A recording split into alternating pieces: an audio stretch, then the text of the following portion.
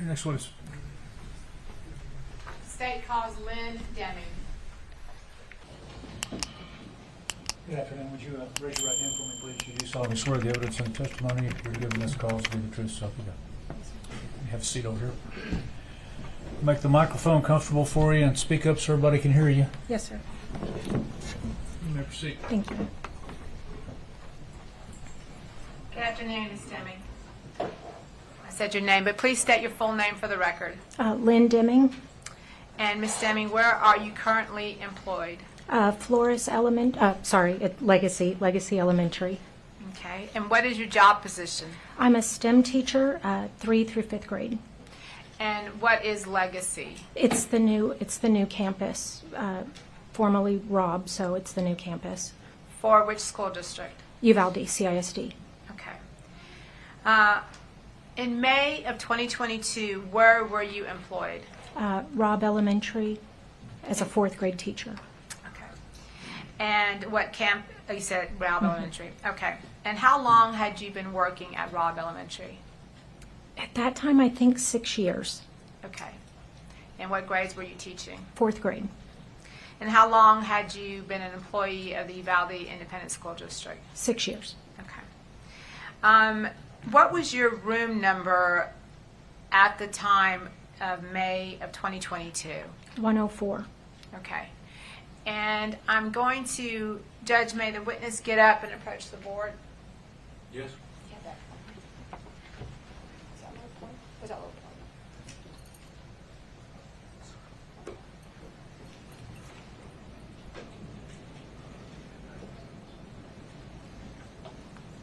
I'm going to ask you to show the jury on this board. This is a map of Robb Elementary. Would you agree? Mm-hmm. Yes, ma'am. And can you show the jury where on this map is the 4th grade building? This building here. Okay. And where on this building, on this map, was your classroom? Somewhere in this area. Okay. Sounds good. You can have a seat. And again, what was that classroom number? 104. 104. Now, have you received training as to lockdown procedures? Yes, ma'am. And can you explain to the jury and for the record what those procedures were in May of 2022 for the Uvalde Independent School District? Lights, lock out of sight, so you lock lights out of sight, sorry. So you lock your door, be sure your door's locked. You turn your lights off and cover your windows, and you hide. Okay. And who provided that training to you? Admin, I'm sure. I don't necessarily remember exactly. And was that the training, the same training that was provided to the students? Yes. Okay. And how often did you receive that training? Was it once a year, twice a year? We had to do lockdown drills. I don't know how many times that's Okay. required. Okay.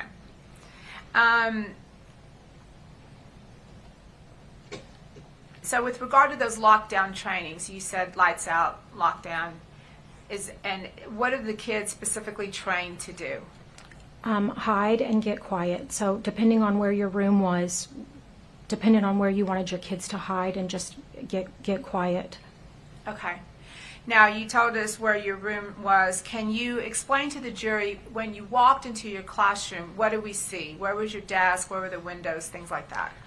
Directly walking into my classroom to the right, there was a long desk that was connected to the wall, and then my desk was at the corner, sort of in front of that, but it was long. Across, directly when you walked in, was a wall of 2 windows, basically, and I had bookshelves there. And then my students sat pretty much in dead center of the classroom. Okay. Did you have covers on the windows? There were blinds on the window. I usually kept them open just Okay. to get sunlight. Okay. I'm going to take you back now to May 24th of 2022. Yes, ma'am. What were your normal work hours on that day? Just a regular school day, so 7:30 to 4. Okay. And on that day, was there something specific going on, something special going on for the day? The award ceremony was that day. Okay. And what time was your award ceremony? I don't remember specifically. It was before lunch. Okay. And after the award ceremony, what did y'all do? We went back to the classroom. It was sort of, a lot of students leave during award ceremony, after award ceremony. So you kind of just have sort of a fun day. I had set up stations for my students. So some of them were playing Legos. There were board games.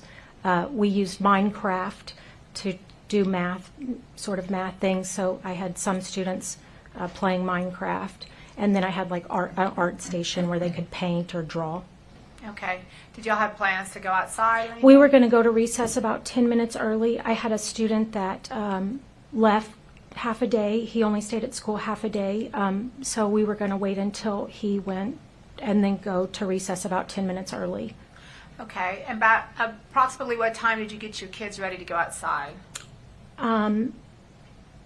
Probably around 11:20, somewhere in Okay. that vicinity. I don't know exactly. And what were your instructions to your students regarding going outside?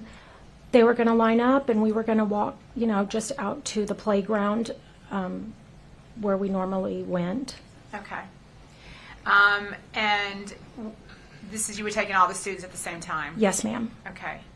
Now, once you get them ready to go outside and they're starting to go outside, what happened? We were walking out of the building and one of my students said she left her water bottle in the classroom. So I just sort of opened the door and put my foot in front of the door and I said, just run in and get your water bottle, it's okay. And I told the students just to keep walking out the door. Okay. And what direction were your kids walking? The door closest to me, so I'm sorry, I'm not very good directionally. Is it directionally. the door at the bottom, the Yes. south end? Yes, closest, like if we were going to the pavilion. Okay. And again, we're looking at the board. The pavilion is on the south end. So Yes, you're ma'am. saying that We went out the south door, yes. south door. Your kids would have come out the south door and gone to that area. Okay. So what happened after you're holding the door open for the one student who forgot a water bottle? One of my students opened the door to go out the south side, and they said the coach is yelling. And I said, why? And they said, I don't know. And then, I'm sorry, I heard what sounded like fireworks. And I told the kids, come back inside. My foot was still on the door. And I said, get in the classroom and hide. So what's going through your mind right now? You've heard that the kids have said the coach told them to get back in. You heard firecrackers. What's going through your mind? I honestly wasn't sure, but I just thought it was something bad. Okay. And because it's something bad, what do you go to? Lockdown. You immediately go to lockdown, and that's your training. Yes, ma'am. Okay. So explain to the jury what if you go to lockdown, you tell your kids to get in. Tell us what you did next. I was going to close my blinds. My lights were already off because we were going to recess, and I heard the classroom next door was kind of loud. They didn't know anything, and so I opened the adjoining doors between me and the classroom next door, and I said, be quiet and get down. And I closed the door and then went to the blind to close the blinds.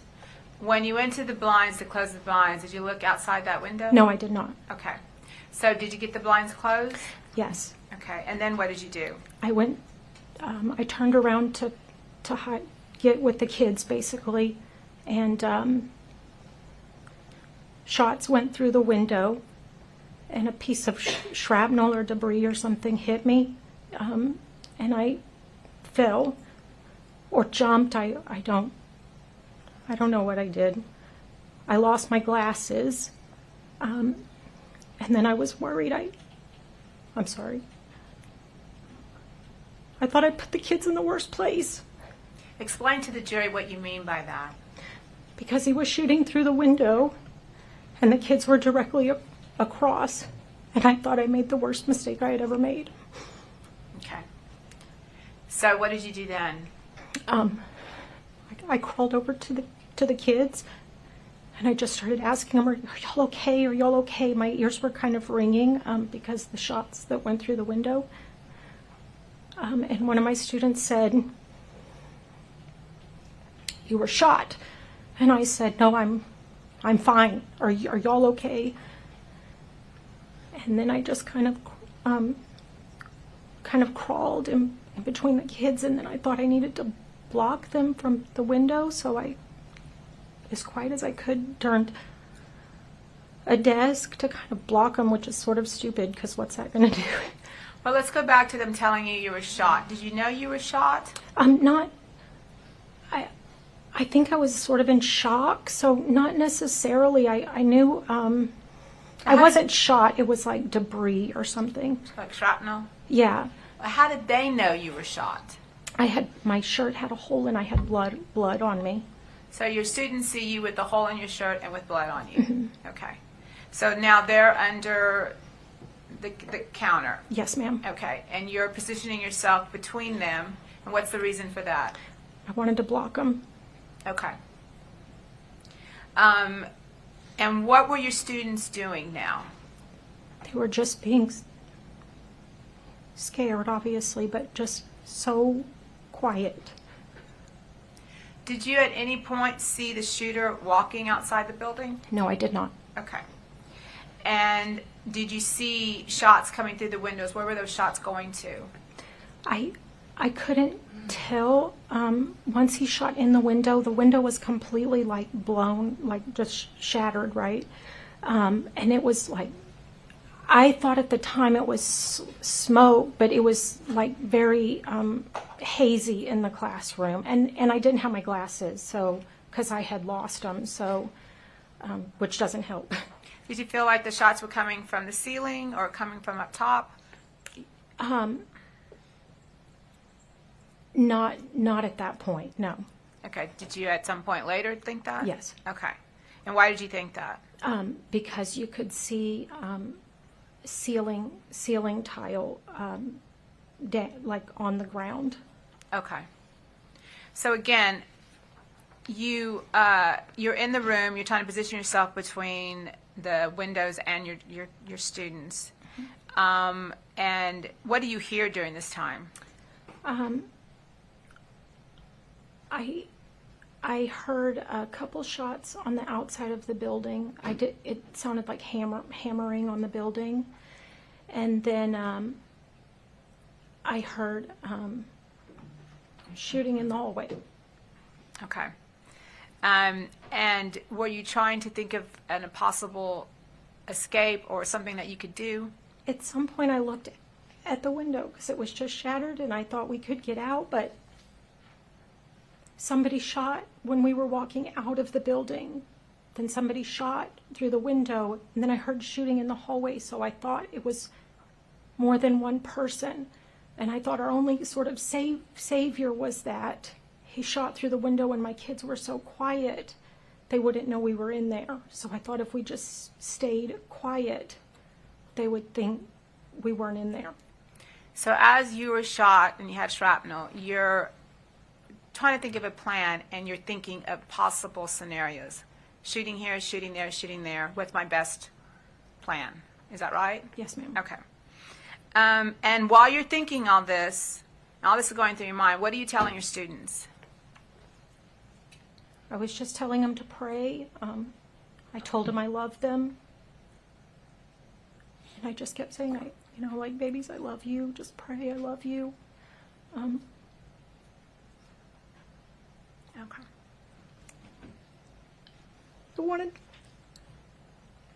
I wanted to tell them it would be okay, but I wasn't sure, and I just wanted the last thing they heard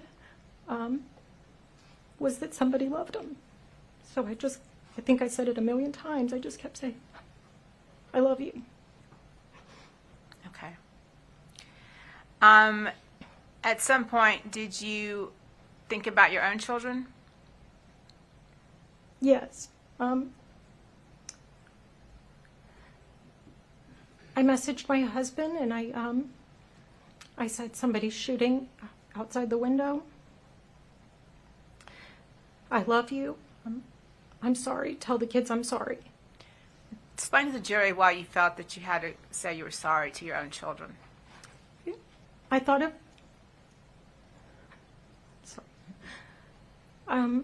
if I didn't make it, that my kids would just always think I chose my job over them. Your job being what? Teaching. And protecting those students that day. Yes, ma'am. Did you eventually get out of your room? Yes, ma'am. Okay. And who got you out? Do you remember? I don't necessarily remember. They looked through the window because it was, like shot out. And they had, I think, just a short sleeve shirt and like a vest, Okay. And they asked, "Is anybody in here?" And one of my students said something, and I was scared because I didn't know if it was who it was. And I said, "Shh." And then they kind of peeked around and said, "Is anybody in here?" And I said, "Yes." And so I just started lifting kids out of the window, and the people on the other side, I don't know if it was officers or Border Patrol or who, but would help me pull the kids through the window. Okay. Now, Ms. Deming, you said you're still teaching. Yes, What ma'am. grade? You said for the 2021-2022, you taught fourth grade. Yes, ma'am. For the 2022-2023 school year, what grade did you teach? I moved campuses. I wanted to stay with the students. I wanted to move directly to fifth grade, but they didn't have a position, so I moved to sixth grade, but I got to be on the campus with my students. And that was intentional? Yes, ma'am. And for the 2023-2024 school year, what grade did you teach? I taught fifth grade. And again, that was... I got to be with the students. Yes, ma'am. Okay. Going back to your students in that classroom on May 24th of 2022, what is your opinion of those students that were there with you? They are the strongest, bravest people on this earth, on this whole earth. And why is that? They were just so brave. They did everything perfect that day. And I just am so thankful I got to be a tiny part of their life. Pass the witness. Can I cross? Please. Ms. Deming is pronounced Deming? Yes, sir. Could you please spell it? Deming. Thank you. And the only reason I ask you that is because, you probably know there's been a lot of reports generated and written about this, and they've kind of consistently spelled your name as Daring in the Yes. reports. Is that common, or is that a maiden name? I am that or Deming with 2 M's, so yeah, it's pretty common. Sure, because I guess one M may look like 2 R's. Yeah.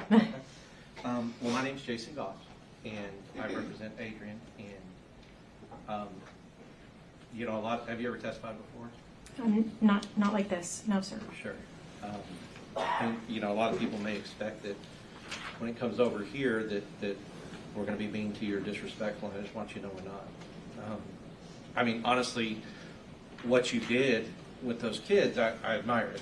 And you said you were lucky to be a part of their lives. I think that they were lucky to have you, right? Because, and I want to start with that training. The training that you're talking about, that's a training that's given to teachers and given to students to say, look, if something like this ever happens, you get in a room, you turn off all the lights, you be quiet, try to block the door like you were, as best that you could. And really try to make it seem like nobody's in the room, right? Yes, sir. And in fact, that's kind of what you were saying too. You were like, at the time that you think multiple people are coming in, you're saying, please, just hopefully they think nobody's here, right? Yes, sir. And those trainings, and it's important. I think the reason that they have that is because it's been shown that it can save lives. Because potential shooters or people wishing to do you and the children harm will pass you up, right? And so, one of the things you said, because you can't even imagine how hard it would have been for your kids to stay that quiet for that long with that going on, right? But Yes, they sir. did. Yes, sir. So, as far as that training though, I think the prosecutor asked you who gave the training, and you said you thought it was like administration or the school. Were these civilians or were these people in like police officer uniforms that gave the training? I honestly, I don't remember specifically. Okay. Do you ever remember, because I'm sure you've had a few of them, do you ever remember just in any of these kind of trainings, police officers being present at the trainings, or is it typically like school administrators or principals or vice principals or other people who come in as, you know, I guess? Sometimes campus police might be there, but I want to say normally it's just our administration. Sure. And and at Robb Elementary at the time that you were working there, you were aware, and we've heard it from others, but you were aware that there was not a police officer actually assigned to that campus. Yes, sir. And so, I guess the way that they handled Robb, as far as the school district did, is that there would be police officers assigned to the high school, and then they would come, I guess, periodically at some times to check up on the elementary school. Is that how you understood it? I only remember one officer ever coming to our campus. Okay. Not necessarily one time, but I only Sure. remember one ever coming, you know, sporadically. Sure. And for whatever reason, funding or whatever else, it's we don't necessarily know why, but the part of, because you were there for a few years, 6 years. Yeah, roughly. Yeah, sure, 5 or 6. Was ever part of it when the officer would come? Was there ever any situation as a teacher where other teachers would get, not in trouble necessarily, but reprimanded for not having their doors locked? Do you remember any kind of time that had occurred?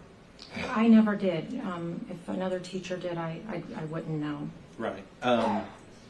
Yeah, and I wasn't suggesting that you had been, but I guess the idea would be that, you know, maybe, was there ever a situation where teachers would text each other saying, hey, the police officer's going to come, make sure everybody's door's locked or anything like that? Did you ever get any communications? No, sir. Okay. Were you ever aware of the school issuing magnets that teachers would put on the door that would defeat the, like basically so the door wouldn't lock? It's like a magnet that'll go over the metal part of the plate, and then the door wouldn't be able to be locked. I don't remember the school issuing magnets. I know some teachers had magnets, but I don't necessarily remember the school giving us magnets. Right. Okay. And you yourself were never handed like a magnet? No, sir. Said, Ms. Deming, go, you know, use this when you don't want to lock your door? No, sir. What about when you had substitutes or something? Was that when magnets were commonly used because they didn't have keys? I didn't really have subs. I was one of those teachers. Right. So I'm honestly not sure. Okay. No, then that's fair. I appreciate you answering.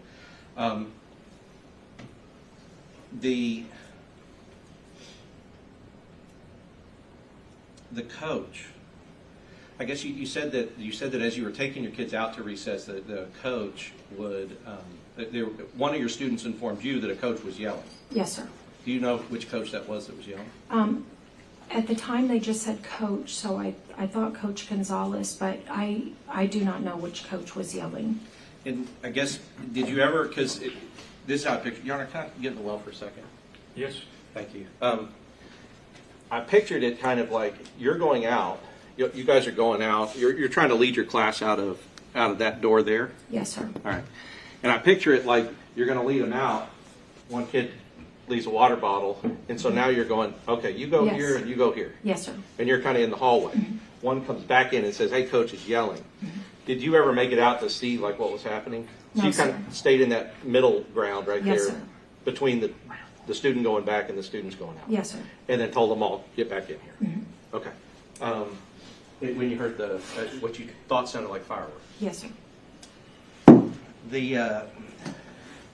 I guess one of the things that you said was that I guess y'all were planning on doing recess a little early. Yes, sir. Was there any reason for that? It was just fun. A cool teacher was brings just- kids out to recess early, but like I know we've heard other testimony than you said yourself. It was a special day, and did any of your kids go home after the ceremony, or did they all stay with you? I had about 4 students that went home after the ceremony. And was that been a typical and common thing? No, most of my kids wanted to stay with me. A lot of classes had way less students. After listening to your testimony, I can understand why. But I guess the idea is, did you know that it was common maybe for, I guess in your school at the time, was it just generally known that, hey, after awards, your parents want to take you to go eat pizza and go to Chuck E. Cheese or whatever, that you can do that, and, we're not counting you absent, and we're not. Yes, sir. Okay. And so in these kind of special end of the year days like that, there may have been less kids at the school, thankfully, for that Yes, sir. reason. Yes, sir. But that wouldn't have been an everyday thing. I mean, parents No. can't pick them up half day. No, every sir. day. Right. Okay. So would you agree? So I don't know. I mean, you were obviously going through, one of the most traumatic things anybody can go through, right, at the time. So I don't know if you know what this looked like, but when you had the lights out, and when you had your students down, and when they were all being very quiet and very brave, would you agree that it would appear as if your classroom was empty? I thought, yes, sir. Right, because that was the purpose, is to make it look like nobody's in there. You said when they finally got you out, they get you out through the window, and the window's in the back, Yes, sir. and you and the students, and you're helping bring down the students. And those were officers that were helping you guys get out, right? Yes, sir. Did you know at the time that the monster who had hurt the kids in 111 to 112 was dead? No, I did not. Did you know if he was alive? No. Okay. So did the officers who were getting you out have a sense of urgency about getting you to safety and the children? They pulled us through the window and said, run. Right. Suggesting that the threat is not over. Exactly.